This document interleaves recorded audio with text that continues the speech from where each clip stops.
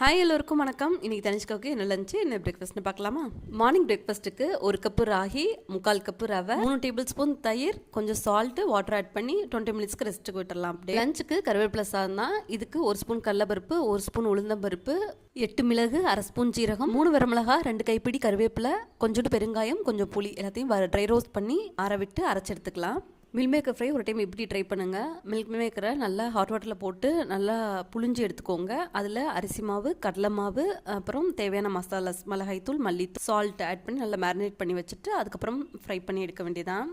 ரவா ராகி தோசை ரொம்ப டேஸ்ட்டாக இருந்துச்சு. இதுக்கு கடலை சட்னி தான் நான் வச்சு சர்வ் பண்ணியிருந்தேன். நல்லா பாப்பா விரும்பி சாப்பிட்டா கண்டிப்பாக ட்ரை பண்ணி பாருங்கள். கருவேப்பிலை சாதத்துக்கு தாளிப்பு கொடுத்துட்டு நம்ம அரைச்சி வச்சிருக்க கருவேப்பிலை பொடியை ஆட் பண்ணிவிட்டு நம்மளுக்கு தேவையான சாதத்தை மிக்ஸ் பண்ணி இறக்க வேண்டியதான். ரொம்ப டேஸ்ட்டாக இருக்கும். மில் மேக்கர் ஃப்ரைக்கு பேனில் தாளிப்பு கொடுத்துட்டு நம்ம மேரினேட் பண்ணி வச்சுருக்க மில் மேக்கரை போட்டு டீப் ஃப்ரை பண்ணி இறக்க வேண்டியதான். வீடியோ பிடிச்சிருந்தா சப்ஸ்கிரைப் பண்ணிக்கோங்க.